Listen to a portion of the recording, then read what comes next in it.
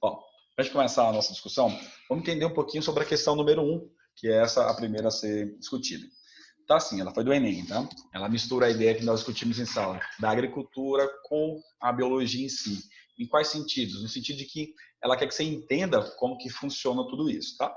Então, a cada safra, a quantidade de café beneficiado é igual à quantidade de resíduos. O resíduo pode ser utilizado como fertilizante, pois contém cerca de 6,5 de pectina, 25 de açúcares fermentáveis e por aí vai. Vamos pensar no que ele descreveu para a gente. O que é a pectina? Segundo ele, é um polissacarídeo, tá? Assim como a frutose, sacarose e galactose. O que você pensa com isso? São todos eles matérias orgânicas, tá?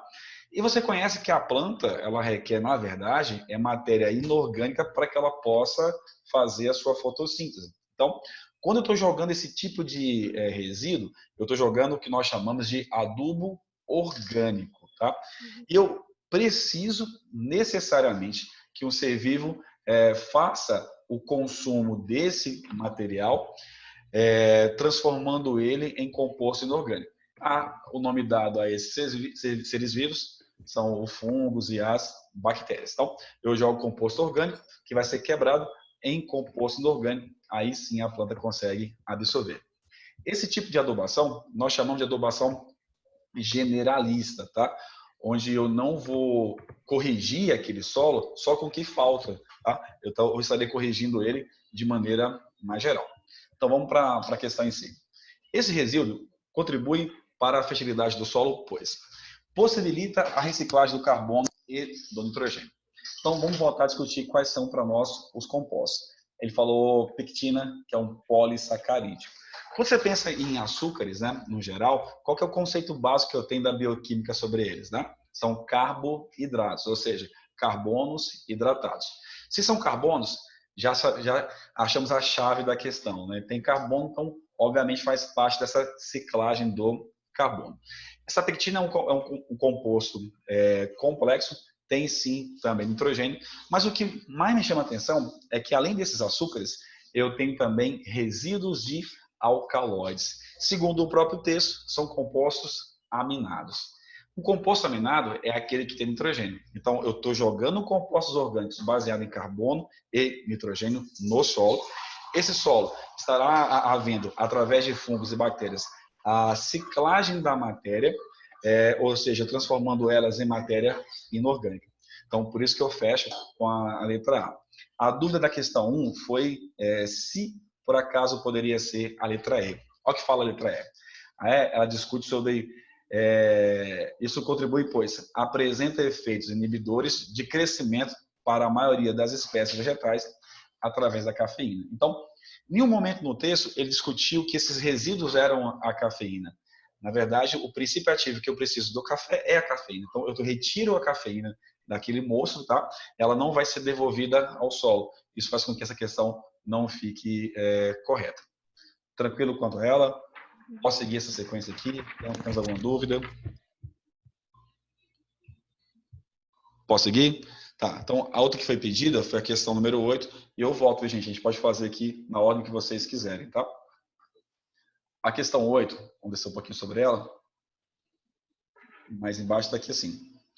O nitrogênio é essencial para a vida, e o maior reservatório global desse elemento na forma de N2 é a atmosfera. Tá? Os principais responsáveis por essa incorporação na matéria orgânica são micro-organismos fixadores de nitrogênio, que ocorrem de forma livre ou simbiontes em plantas. Essa questão é um pouquinho do ciclo do nitrogênio. A gente vai abordar um pouco mais à frente também os ciclos, tá? Mas a gente já para ter uma noção, para ter uma ideia. A maior parte das plantas, a grande maioria delas, elas captam do solo o nitrato, né? Uma pequena parte vai captar o que nós chamamos de amônia. Essa pequena parte são as leguminosas. Então, leguminosa gosta de amônia, não leguminosa de nitrato. Agora, o N2 atmosférico, ele pode ser fixado. O que é isso? Eu posso transformar esse N2 em amônia através de 3 processos. Quais são eles? Eu tenho a fixação atmosférica, é aquela onde acontece em alto mar, raios, descargas elétricas, fazem com que o N2 comece a bater demais na água, né? E outros gases, e formam para a gente a amônia no mar. Eu tenho a fixação industrial. Essa fixação industrial para a gente é aquela que eu faço no laboratório através da reação química de Haber e Bosch, né? Você aprendeu na química lá que, sem querer, os caras fizeram até mesmo explosivos, né? E temos a biofixação, que é aquela mais importante. 2 grupos C vivo fazem ela, as nostox e aquelas que nós vamos chamar de risóbio.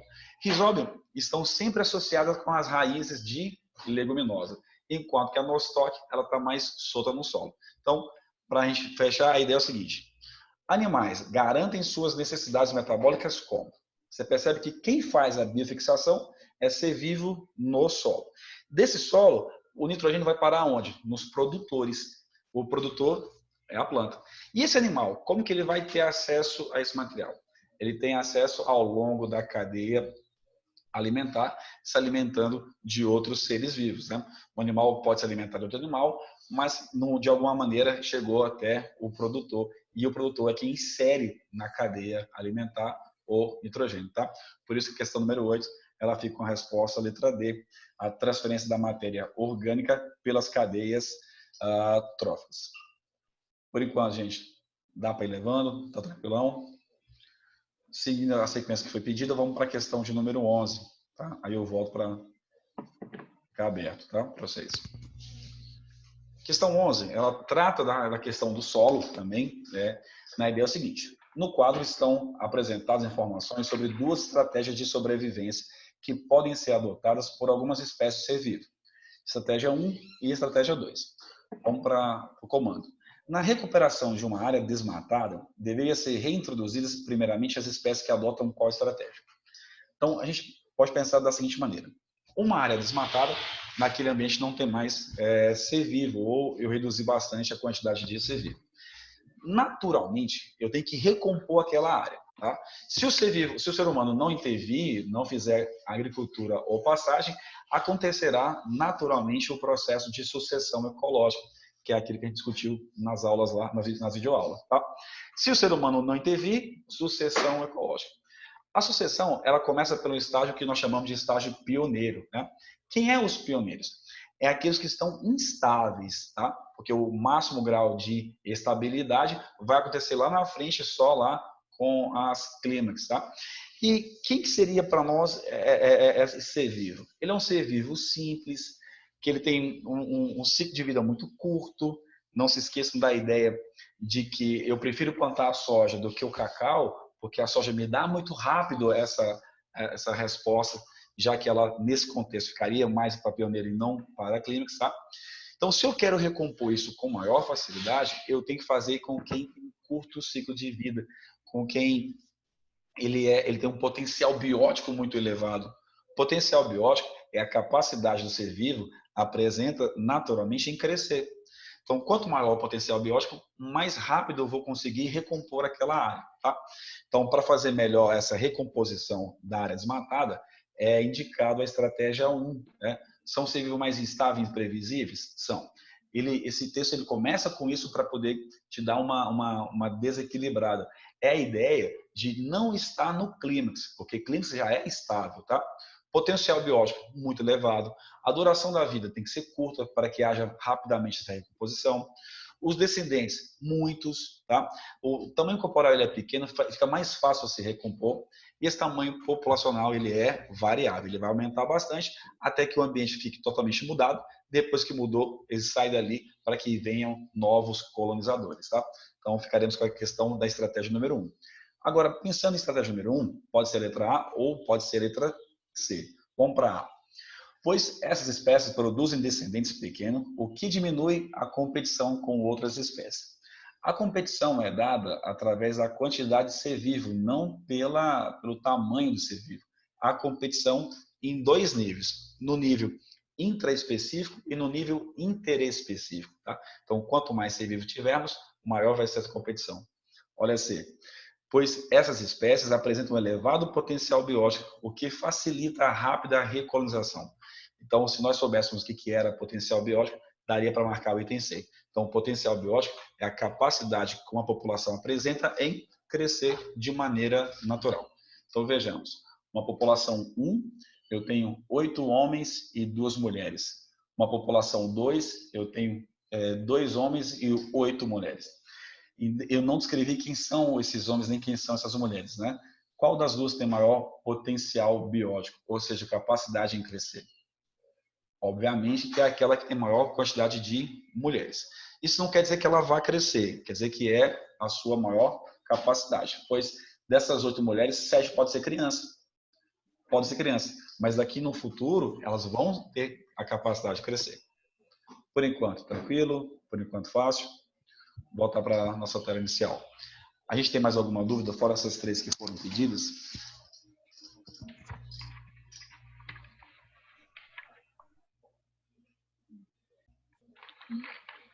Ó, a questão 1, vou subir aqui. A questão 1 está assim. Eleva o pH do solo em função da degradação dos componentes do resíduo. Então, o que acontece com o pH, com correção de pH? Nem toda planta ela precisa para a gente de um pH básico, né? Isso vai depender muito de qual planta é aquela na questão. Quando eu degrado esses resíduos, por que eu vou ter para a gente um maior pH? Ou seja, por que eu vou reduzir para a gente a capacidade de acidez desse solo, tornando ele mais básico? Eu estou transformando esse composto está rapidamente captando. Se eu mudo o pH do solo, a minha planta ela sofre um processo chamado de seca fisiológica. A seca fisiológica é aquele onde existe o nutriente, existe a água, mas a planta tem uma incapacidade de absorver. O exemplo mais famoso de seca fisiológica é o permafrost, né? É aquele solo constantemente congelado lá da tundra. Então você tem a água, mas ela não consegue captar. Então você vai pensar a plantinha da seguinte maneira: ela tem que ter condições ideais para poder sobreviver. Se já era plantada naquele local a planta do café, e quando eu volto esse resíduo, eu melhoro a adaptação da planta, eu não posso mexer o pH. Porque se eu mexer o pH daquele local, essa planta pode não conseguir captar. Então, se eu alterar o pH, é porque esse item ele deu a ideia para a gente pensar sempre aqui no nosso solo, do cerrado, né? Onde eu tenho que fazer a questão de você alterar o pH, tirar essa acidez. Mas a planta já estava lá. Eu pego o resíduo e volto para o local. Então, eu não posso alterar o pH. Se eu alterar o pH, ela não consegue absorver, caracterizando o que nós chamamos de seca fisiológica. Melhorou, Rebeca? Uhum, obrigada. Tá? Gente, mais alguma? Quer que eu siga em sequência? Quer que eu volte para a lista anterior? O que vocês preferem?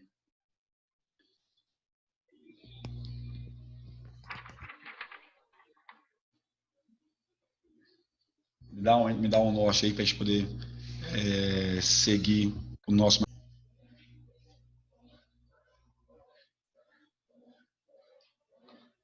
Questão 5 dessa lista, ela está discutindo o que para a gente? Vamos ver.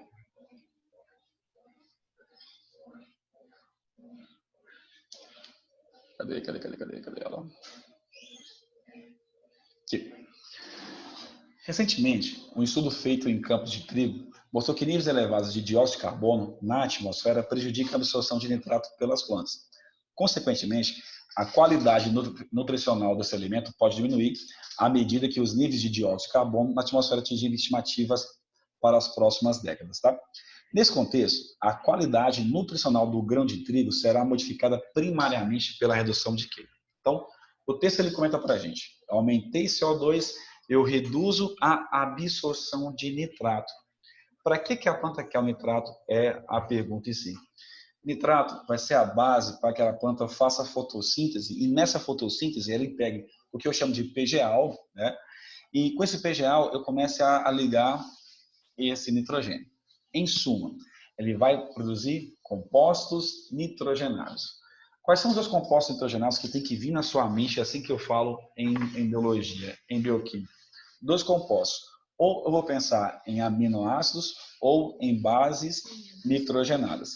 Pensei em base nitrogenada, é pensar em material genético, é pensar em DNA, é pensar em RNA. Mas quando eu penso em valor nutricional, que é que o recorte da questão pede para a gente pensar, eu tenho que pensar em quem? Em aminoácidos. E aminoácidos juntos vão formar o que eu chamo de proteína. Então, uma proteína ela é uma sequência de aminoácidos, certo? Então, se eu tenho uma proteína, eu tenho aminoácido, eu tive a absorção de nitrato. Mas quando eu tenho maior CO2, eu vou reduzir a absorção de CO2. Ao reduzir a absorção de CO2, eu reduzo a produção de proteína. Então, esse grão do trigo ficará deficitário em relação a proteínas. Por isso eu marco letra E, essa questão do Enem. Tranquilão? Ó, então, vamos acompanhar de novo aqui o material para a gente fazer uma questão juntos e você entender a forma pela qual eles começam a pensar, tá? Essa questão número 4 aqui do Enem, ela foi... Deixa eu voltar para trás aqui. A questão número 3 do Enem, ela foi muito questionada quando ela foi colocada para nós na prova, né? Ele comenta a ideia do Fritz Haber, né? A história que eu comentei aqui agora. Eu vou aproveitar para falar para vocês, e aí eu vou depois deixar esse link dessa live de hoje lá no Classroom, para você poder não esquecer disso. Há uma relação muito clara na prova do Enem PPL com o Enem tradicional. Muito clara. Essa questão número 3, ela foi do Enem tradicional. No ano anterior, teve uma questão muito similar, discutindo também Haber, sabe aonde? Lá no nosso querido Enem PPL. E por incrível que pareça, teve essa mesma questão na banca da VUNESP. Então, o que a gente pode tratar com isso? A gente pode tratar que esse ano, para 2020, eu vou ter que correr atrás do ano passado, das questões da VUNESP e das questões do Enem PPL. Não são questões que vão ser iguais, não é a questão que vai ser igual, é o tema pela qual a questão discutida. É incrível quando você pega a questão da VUNESP, ela trata do Fritz Haber, ela coloca o tema, ela coloca a equação de Haber. O Enem PPL também discute, só que ela muda o texto. Então, os caras vão mudar a pergunta, mas o assunto a ser discutido ele é similar. E o Haber ele conta essa história para a gente sobre esse desequilíbrio que há no mundo, né? O desequilíbrio que há no mundo. Então, olha que interessante esse parte do texto. Isso tem gerado a necessidade econômica mundial de abastecer o solo com nitrogênio. A demanda por nitrogênio, tal como a do carvão, indica quão diferente nosso modo de vida se tornou em relação das pessoas que, com seus próprios corpos, fertilizavam o solo que cultivavam. Ou seja, no passado, eu cultivava um certo solo, daqui eu retirava o que eu queria e o nutriente voltava para esse mesmo local. Hoje em dia, essa dinâmica não acontece.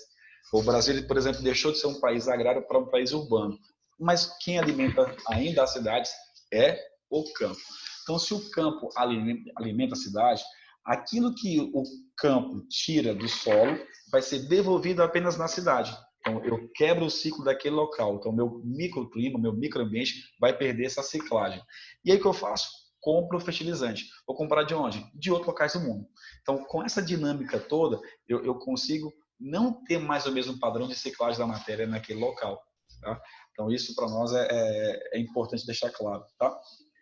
Aí ele pega e vai perguntar o seguinte: de acordo com o argumento de Haber, qual fenômeno teria provocado o desequilíbrio no balanço do nitrogênio ligado? Então, e aí? O que está acontecendo para que eu não possa ter esse equilíbrio? Né? É porque as fontes de consumo não são as mesmas fontes de produção. Aí eu jogo nitrogênio demais numa região de cidade e associado à cidade ou ao campo próximo a ela, eu vou ter todo aquele problema que nós já discutimos, que é a poluição da água. Tá? Então, qual questão ficaria para nós ideal é aquela ideia da intensificação do fluxo de pessoas do campo para a cidade, mostrando para nós esse êxodo. Tá? Esse tema foi discutido também pela VUNESP no ano anterior ao desse Enem. Então, para casa, você vai começar já a fazer questões Enem do ano passado e da banca da VUNESP, para ver se a gente consegue ter também esse mesmo padrão que vem se repetindo ao longo dos anos, tá? Mais algum ponto?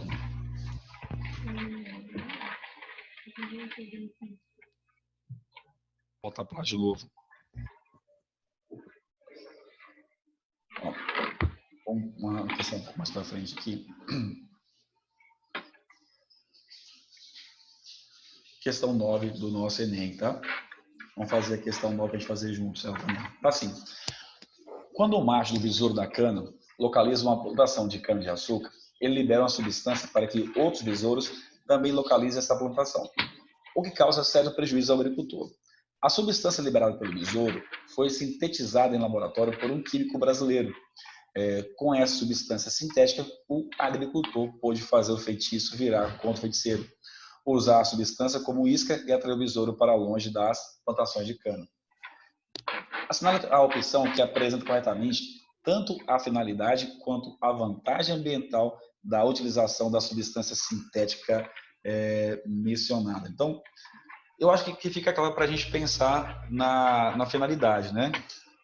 O que ele queria com isso? O que ele quer? Ele quer que a sua plantação não seja mais atacada. Para a sua plantação não ser mais atacada, eu tenho que afastar esses besouros predadores, né? Esses besouros que vão causar um prejuízo. No caso, são parasitas, não predadores, tá?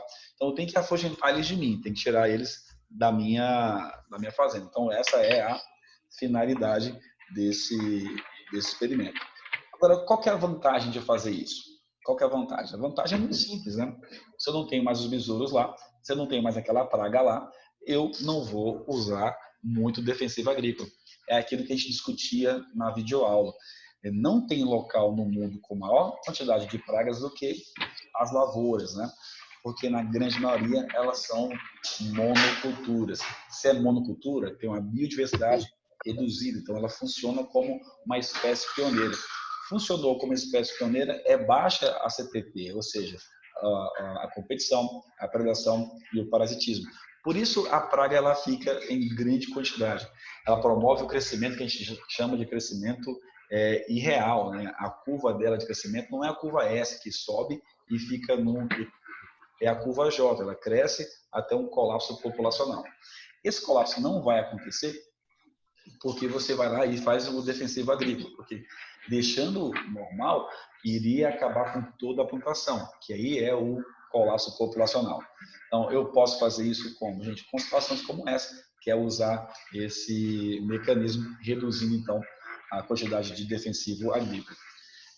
Isso é aquela ideia da nova agricultura que nós estávamos discutindo, né? Uma agricultura também conhecida como de precisão, onde eu não vou gastar mais adubo do que o necessário, tampouco vou gastar mais defensivo agrícola do que o necessário.